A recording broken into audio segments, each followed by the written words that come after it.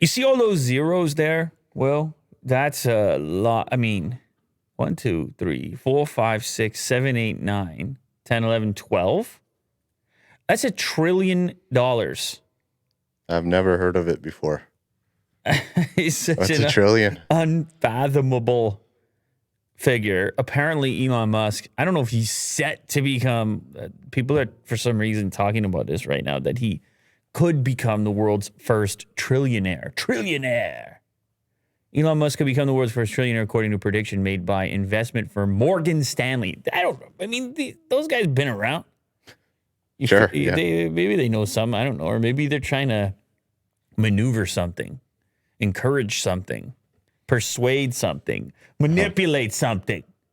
They say, let's call him a trillionaire real quick and see what happens. Sure enough, Tesla stock's been booming.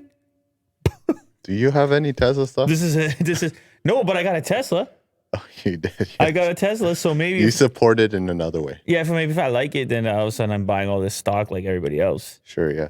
909.68 USD plus 156.04, 20% up in the last month. So does he even need SpaceX to get to that trillion?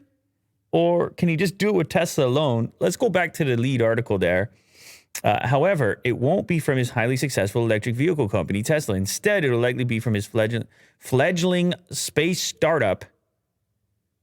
I don't like that word, fledgling. It's a hard word to say. It's just weird. I feel strange saying it. Fledgling. The Guardian reports, despite the fact that Tesla's net worth is about $850 billion, almost 30 times SpaceX's $30 billion price tag. I guess it's just the size of the market that could be addressed. The business mogul's personal wealth recently ballooned to $222 billion, building his lead as the richest person in the world. Yeah, we heard about this stuff before. But what's going to happen with the space stuff? Come on, let's get specific, USA Today. What else we got here? Okay, how did Elon Musk get SpaceX to take off? Well, we know what SpaceX is up to. I mean, it's not just fun and games. It's not just experimentation. There's some satellites getting involved there. Some delivery of internet. I don't know. Starlink. I mean, is there? What are we gonna do? Are we gonna mine some asteroids eventually floating around? What are we gonna do? I mean, yeah, that's like the rich move, right? If you want to mine an asteroid because there's precious minerals there. Yeah. Yeah. I mean, it seems like a good idea. I guess probably pretty hard. I mean, you got to get all those minerals back. Yeah. Don't you? Space tourism type of vehicles. Well, space tourism. Look, what even happens? You get to some next planet at some point. What even happens? Who owns it? Can you plant your flag there? What can you do?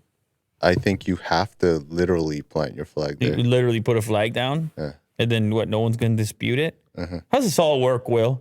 Well, okay, here we go. I think the mining thing is the big one. NASA was relying on Russian Soyuz spacecraft and paying around $80 million for each seat, according to NASA director. After SpaceX Falcon 1 failed to reach orbit 3 times and succeeded on a fourth. At that point, NASA and SpaceX decided to enter a mutually beneficial partnership. Are we getting into Are we going to get some more billions through this particular partnership? This is how Elon Musk spends his fortune. Anyway, so I guess it's such a big deal as far as humanity is concerned. And there's so many interactions between government agencies and SpaceX that there's just such a huge opportunity for revenue. Projects, revenue. The partnership has paid off for NASA. A seat that originally cost $80 million on a spacecraft now costs about $58 million on SpaceX's rocket. Most recently, SpaceX launched its first all-civilian crew into orbit for 3 days. The future of civilian space travel. Yeah, I heard William Shatner went up there as well. But what does this have to do with being a trillionaire? That's it? Okay, I mean, yeah, I guess it's possible.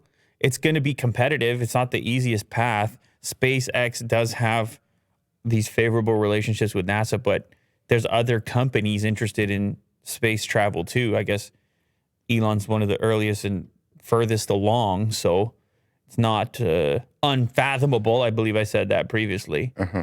That could turn him into the world's first trillionaire. But there's a number of things that could. Bitcoin could turn him into the world's first trillionaire. Yeah. I mean, I saw that meme. Did you see that meme the other day? That thing had like 100,000 retweets. Is it the sexual one? It's just that they're lying in bed, but they're looking at the TV, and it's all they're looking at is Bitcoin, Ethereum. Yeah. And The rise. because it was like an all-time high or something. And then, so you don't even know how diversified. Do people really know what's going on with all this? I wonder that kind of stuff about guys like Jack Dorsey, who won't stop talking about Bitcoin. I'm like, well, obviously something going on here. Mm-hmm. Like, I mean, and rightfully so. You believe in something, you invest in something, you want to do well, et cetera, et cetera. I mean, space, Kind of natural thing. crypto, private projects. Space, crypto, electric vehicles. I mean, it's all the right move. Stock trading. What else? Renewable energy. Sure, yeah. Solar. It's all in there. It's all baked in there somehow. Memes. Anyway, I'll just start with a Tesla for now. I'll put it in the studio.